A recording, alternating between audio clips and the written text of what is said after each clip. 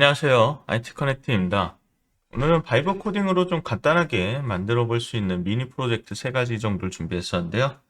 최근에 좀 프로그램 사용법이라던가 좀 어려운 내용들이 있다 보니까 조금 더 바이브 코딩을 쉽게 접근할 수 있는 내용으로 한번 준비를 해봤습니다. 오늘 진행되는 이 내용은 저는 키로라는 아이디를 쓰려고 하는데요. 커서를 쓰셔도 되고 윈드 서플 써도 되고 VSC에 제미나이를 붙이셔도 되고 워낙 이제 난이도가 낮은 프로젝트이니까 편하게 쓰셔도 될 것 같습니다. 그리고 저는 AI 모델을 소넷 4 싱킹 모델이 아닌 일반 클로드 소넷 4를 사용할 거고요. 혹시 이제 저는 윈도우 기반으로 진행하기 때문에 맥을 쓰신 분들이 약간 다를 수도 있기 때문에 참고해 주시면 좋을 것 같습니다. 맨 처음 진행할 내용은 IP를 확인할 수 있는 IP 뷰어 앱을 좀 만들어 보려고 합니다. 우리가 이제 우리 IP를 확인할 때가 가끔 있죠. 뭐 많지는 않지만. 그럴 때 이제 뭐 네이버 같은 데서 내 IP 확인이라고 했을 때 이제 내 IP 주소를 바로 확인을 해볼 수가 있는데요. 이것뿐만이 아니라 이제 구글에서 내 IP 확인하기를 이제 입력을 하면은 IP를 볼 수 있는 각종 서비스 사이트들이 있죠. 근데 요거를 우리가 프로그램을 만들어서 한번 직접 확인할 수 있도록 해보겠습니다. 자, 말씀드린 대로 키로를 사용할 거고요. 저는 이제 바이브 모드로 그냥 편하게 진행을 해보도록 하겠습니다. 먼저 이 프로그램은 파이썬을 이용할 거기 때문에 파이썬 설치가 좀 필요한데요. 파이썬 설치를 위해서 구글에서 파이썬이라고 입력을 해주시고요. 여기에 다운로드 가시면은 다운로드 파이썬 하실 수 있습니다. 저는 윈도우로 접속을 했기 때문에 윈도우 버전이 받아질 거고, 뭐 맥으로 접속하시면 맥으로 받아질 거예요. 그래서 여기 윈도우 누르시면 윈도우 버전에 대한 파일들이 있고, 맥OS를 쓰신 경우에는 맥OS 누르시면 맥에 관련된 인스톨이 있을 겁니다. 근데 윈도우에서 한번 설치를 해보죠. 여기서 스테이블 릴리즈 안정된 버전으로 해서 64비트로 저는 받아보도록 하겠습니다. 그리고 이렇게 다운로드가 되면 마우스 우측 눌러서 관리자 권한으로 실행을 해보겠습니다. 그 다음에 아래 두 개 다 체크해 주실 건데요. 패스 설정 부분이라서 모두 체크해 주시고 커스터마이즈 인스톨레이션 눌러 보신 다음에 보시면 이제 전체 체크되어 있는데요. py 런처를 하게 되면 py라고 입력을 했을 때 이제 파이썬 실행을 시킬 수가 있게 됩니다. 넥스트 눌러주시고요. 인스톨 파이썬 3.13 for all user 모든 유저에 대해서 요거는 체크해도 되고 안 해도 될 것 같은데요. 저는 전체 유저에 대해서 한번 체크를 해주도록 하고 나머지는 지금은 뭐 필요해 보이지 않습니다. 폴더 위치 확인했고 인스톨 해주도록 하겠습니다. 네, 설치가 완료되었고요. 클로즈해서 이제 터미널에서 명령을 쳐볼 건데 터미널은 보통 우측 상단의 토글 패널에서 볼 수가 있죠. 터미널에 가서 py 버전이라고 입력을 했을 때 이렇게 버전이 뜨면 정상적으로 설치가 된 거고요. py라고 치면 파이썬이 정상적으로 실행이 됩니다. 네, 이제 여기에 AI에게 일을 시키기 위해서 프롬프트를 하나 좀 써볼 건데요. 자, 간단한 윈도우 앱을 만들 거라고 해주고요. 실행시키면 현재 IP를 보여주는 앱을 만들 거야 라고 썼습니다. 맨 우측에는 X 버튼 눌러서 종료할 수 있고 X 버튼 왼쪽에는 언더바 버튼 눌러서 최소화할 수 있다고 기능을 써줬고요. 별다른 기능 없이 내 IP, 외부 IP를 볼 수 있는 방법이 필요하다고 됐고요. 파이썬 설치했으니까요. 파이썬 언어를 통해 앱을 만들어줘 라고 실행을 해보도록 하겠습니다. 이게 오토파일럿 설치되어 있는지 체크를 해주세요. 체크해 주시는 게 편합니다. 자동으로 반영해 주니까요. 네, 이렇게 지금 제작이 완료된 것 같고요. 폴더를 좀 볼까요? 폴더에 보면 파일 하나만 있습니다. 네, 지금 보면은 필요한 라이브러리가 이제 두 개 있다고 하는데요.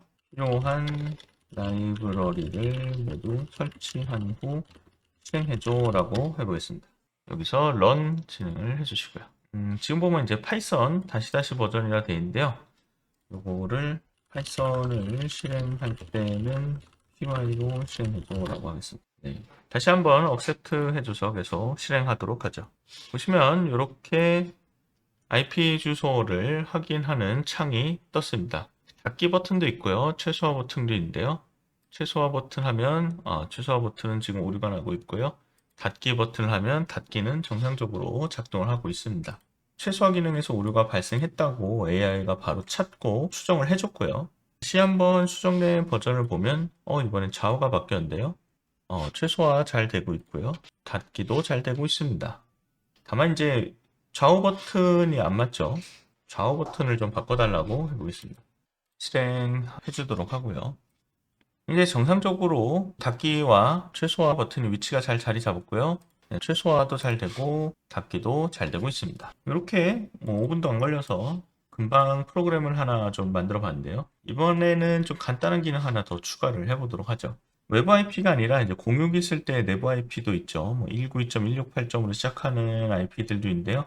이것도 한 번에 볼 수 있도록 추가로 좀 만들어 보도록 하겠습니다. 탭을 통해서 외부 IP와 내부 IP를 볼 수 있으면 좋겠다라고 써주고요. 현재는 외부 IP가 있으니까 내부 IP를 볼 수 있는 탭을 하나 추가해 달라고 하겠습니다. 내부 IP는 공유기를 사용했을 때 IP가 나와야 된다고 추가적으로 안내를 주고요. 한번 제작을 해보라고 하죠.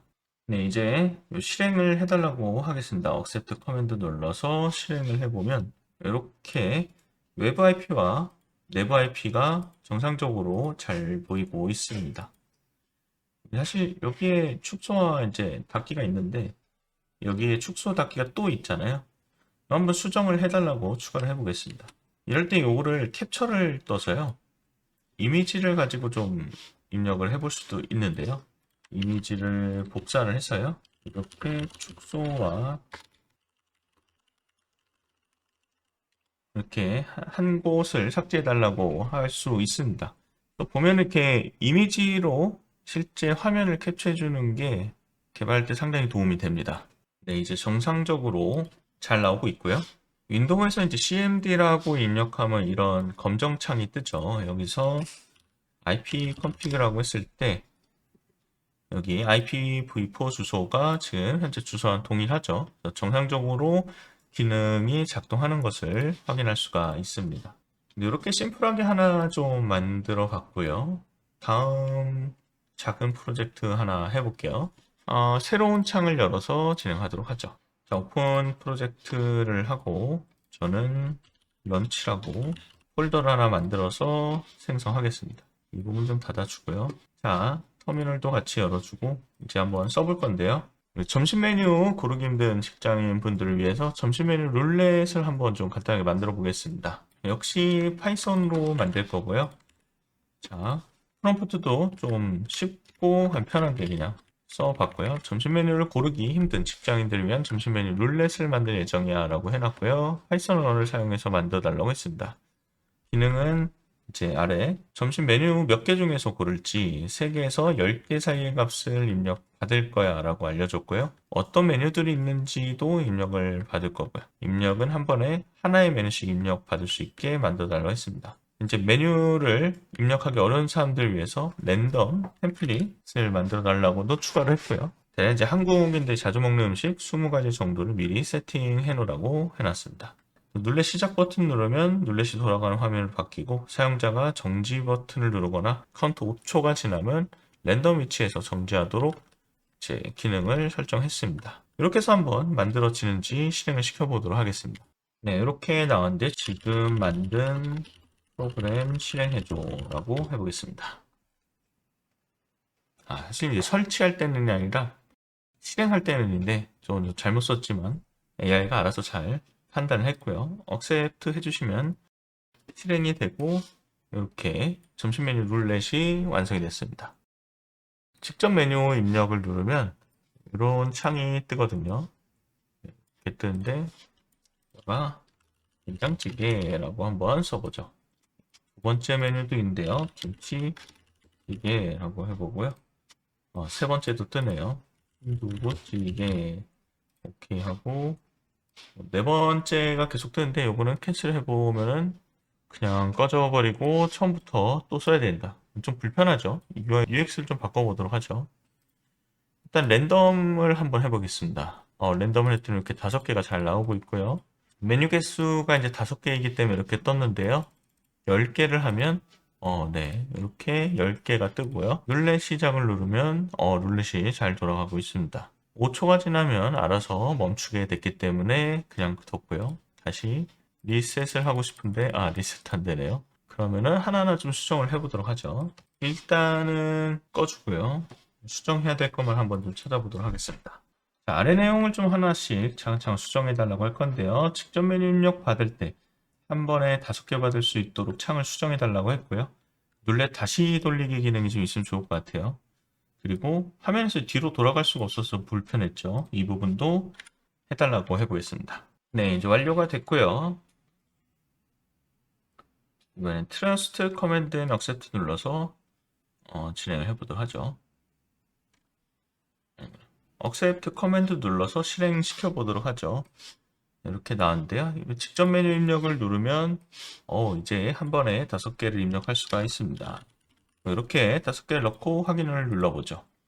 네, 잘 들어왔고요. 룰렛 시작하면 네, 이렇게 정지라고 했을 때 좋은데 다시 돌리기 기능이 없고 뒤로 가기 기능도 없네요. 이거 좀 확인을 해봐야 될 것 같고요. 일단 채팅창을 새로 시작한 다음에 이 프로젝트를 먼저 꼼꼼하게 분석해 달라고 해보겠습니다.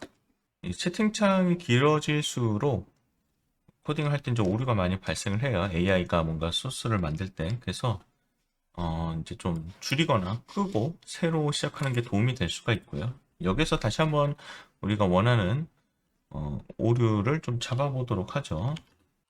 오류를 좀 더 디테일하게 설명을 해주죠. 룰렛을 돌린 지 5초가 지나거나 정지 버튼을 누르면 다시 돌리기 버튼이 나오고 있죠. 이때 우리 뒤로 가기 버튼이 있어야 되는데 계속 안 보이고 있죠. 이 문제를 좀 해결해 달라고 해보겠습니다. 네, 이제 뒤로 가기 버튼이 이렇게 생성이 됐죠. 정지하고 뒤로 가기 하면 뒤로 들어갈 수가 있습니다. 보시면 여기 이제 사이즈가 바뀌었어요. 그러니까 원래부터 있었는데 이 사이즈가 맞지 않다 보니까 안 보이게 된 간단한 이제 이유였네요. 마지막으로 세 번째를 좀 진행을 해볼 건데 새로운 윈도우를 열어서 진행을 해보도록 하죠. 폴더는 투두 리스트라고 할 거고요. 이렇게 한번 입력을 해보도록 하겠습니다.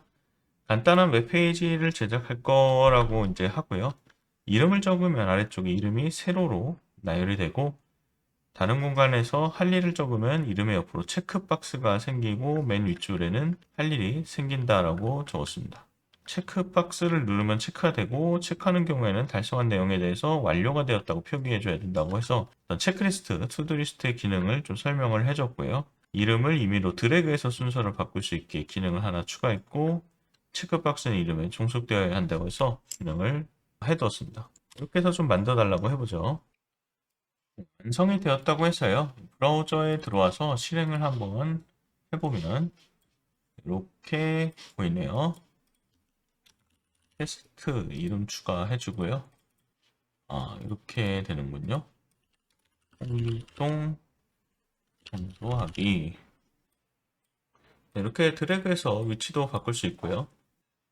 조금 UX가 좀 불편하긴 하네요. 그래도 어쨌든 요청한 바의 기능은 되고 있는데 일단 그러니까 할 일은 공통적으로 설정을 할 수 있게 되었네요. 청소하기, 빨래하기, 설거지하기 이런 식으로 해서 홍길동이라는 사람이 이렇게 하면 완료, 다른 사람이 이렇게 하면 완료. 이렇게 해서 표기를 할 수가 있게 되었습니다. 간단하지만 아주 한 번에 잘 설정이 되었고 뭐 수정해야 될 내용은 좀 많겠지만 이렇게 좀 1분도 안 되는 시간으로 간단하게 기능을 좀 만들 수 있다라는 것을 보여드렸습니다. 이렇게 해서 이제 코드를 완전히 모르는 사람들도 정말 간단하게 AI로 만들 수 있는 앱들을 좀 말씀드렸는데요. 실제로 뭐 상용화를 해서 쓰기는 어렵겠지만 뭔가 실생활에서 좀 재밌게 활용할 수 있고 뭔가 이거 코딩에 좀 익숙해진다고 해야 될까요? 좀 친숙해질 때는 최대한 좀 쉬운 것들로 하지만 뭔가 재미를 느낄 만한 아이디어를 가지고 좀 실행해 보는 것도 좋을 것 같습니다. 영상이 좀 도움이 되셨다면 구독과 알람 설정 부탁드리고 댓글을 통해서 또 다른 좋은 의견 주시면은 계속해서 답변 드리고 있으니까요. 좋은 의견 좋게 남겨주시면 감사하겠습니다.